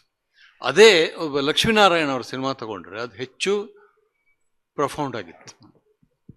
ಈಗ ಇದನ್ನು ಯಾರು ಗಮನಿಸ್ತಿಲ್ಲ. ಯಾಕಂತಂದ್ರೆ ಕೊನೆಗೂ ನಾವು ಕನ್ನಡ ಸಿನಿಮಾದ ವ್ಯಾಖ್ಯಾನ ಮಾಡುವಾಗ ಅದು ಏನು ಹೇಳುತ್ತೆ ಅನ್ನೋದ್ರ ಬಗ್ಗೆ ಗಮನ ಹೊಡ್ತೀವಿ ಹೊರತು ಮಾಧ್ಯಮವನ್ನು ಹೇಗೆ ದುಡಿಸ್ಕೊಂಡಿದ್ದಾನೆ ಅಂತ ನಾನು ಗಮನಿಸ್ತೇನೆ ಇರಲಿಲ್ಲ. ಇವು ಹೊಸ ಅಲೆ ಅಂತ ಏನು ಬಂತು, ಅವು ಹೇಳ್ತಿದ್ದೆ ಬಹಳ ಗಹನವಾಗಿತ್ತು, ಆದರೆ ಹೇಳುವ ಕ್ರಮದಲ್ಲಿ ದೋಷ ಇತ್ತು. ಯಾವುದನ್ನು ನಾವು ಜನಪ್ರಿಯ ಅಂತೀವಿ, ಅವು ಹೇಳುವ ಕ್ರಮದಲ್ಲಿ ಭಾಳ ಪ್ರೊಫೌಂಡಿಟಿ ಇತ್ತು, ಆದರೆ ಅವು ಹೇಳ್ತಿರೋದು ಭಾಳ ಜಾಳಾಗಿತ್ತು. ಈ ಎರಡು ದ್ವಂದ್ವ ಇದೆಯಲ್ಲ, ಅದನ್ನು ಇವರೆಲ್ಲರೂ ತಪ್ಪಾಗಿ ಅರ್ಥೈಸಿ ಇದೇ ಸಿನಿಮಾದ ಗುಣ ಅಂತಂದ್ರು. ನಾನು ಬಹಳ ಹಿಂದೊಂದು ಆ ಲೇಖನದಲ್ಲಿ ಬರೆದಿದ್ದೆ, ಕನ್ನಡದ ಈ ಹೊಸ ಅಲೆಯ ನಿರ್ದೇಶಕರಿಗೆ ಸ್ವಲ್ಪ ಆದರೂ ಪುಟ್ಟಣ್ಣ, ಸಿದ್ಧಲಿಂಗಯ್ಯನವರು ಅಥವಾ ಲಕ್ಷ್ಮೀನಾರಾಯಣನ ಚೂರು ಅರ್ಥ ಮಾಡ್ಕೊಳ್ಳೋ ಪ್ರಯತ್ನ ಪಟ್ಟಿದ್ರೆ ಅವರು ಒಳ್ಳೆ ಸಿನಿಮಾ ಮಾಡ್ತಿದ್ರು ಅಂತ. ಸರ್, ನಿಮಗೇನೆ ಇನ್ನೊಂದು ಪ್ರಶ್ನೆಯನ್ನ ಕೇಳ್ತೇನೆ. ಈ ಸಿನಿಮಾಕ್ಕೆ ಸಾಹಿತ್ಯ ಅಗತ್ಯವೇ ಅಂತ ನಾವು ಪ್ರಶ್ನೆಯನ್ನ ಕೇಳ್ತಾ ಇದ್ದೀವಲ್ಲ ಇವತ್ತು, ಅದೇ ರೀತಿ ಸಾಹಿತ್ಯಕ್ಕೆ ಸಿನಿಮಾ ಅಗತ್ಯವೇ ಅಂತ ಪ್ರಶ್ನೆಯನ್ನ ಕೇಳಲಿಕ್ಕೆ ಸಾಧ್ಯ ಇದೆಯಾ? ಇಲ್ಲ. ಅಲ್ಲ, ನಾನು ಯಾಕೆ ಕನ್ನಡದಲ್ಲಂತೂ ಇಲ್ಲ ಸರ್, ಇಲ್ಲ, ಇನ್ನೂ ಸಿನಿಮಾವನ್ನ ಒಂದು ಮಾಧ್ಯಮವಾಗಿ ಅವ್ರಿಗೆ ಪರಿಗಣಿಸಿಲ್ಲ. ಅಲ್ಲ, ಇವತ್ತಿನ ಅನೇಕ ಬರಹಗಾರರು ಸಿನಿಮಾಗಳಿಂದ ಪ್ರೇರಣೆಯನ್ನ ಪಡ್ಕೋತಿರೋದನ್ನ ನಾವು ಗಮನಿಸ್ಲಿಕ್ಕೆ ಸಾಧ್ಯ ಇದೆ. ಆದ್ರೆ ಕನ್ನಡದ ಸಾಂಸ್ಕೃತಿಕ ಸಂದರ್ಭದಲ್ಲಿ ಸಿನಿಮಾದ ನಿಜವಾದ ಶಕ್ತಿಯನ್ನ ಗುರುತಿಸೋದು ಬಹಳ ಕಮ್ಮಿ ಅನ್ನೋದು ನನ್ನ ಆಕ್ಷೇಪ, ಮುಂಚಿನಿಂದಲೂ ಬಂದ ಆಕ್ಷೇಪ. ಇದಕ್ಕೊಂದು ಕಾರಣವೂ ಇದೆ ನೋಡಿ.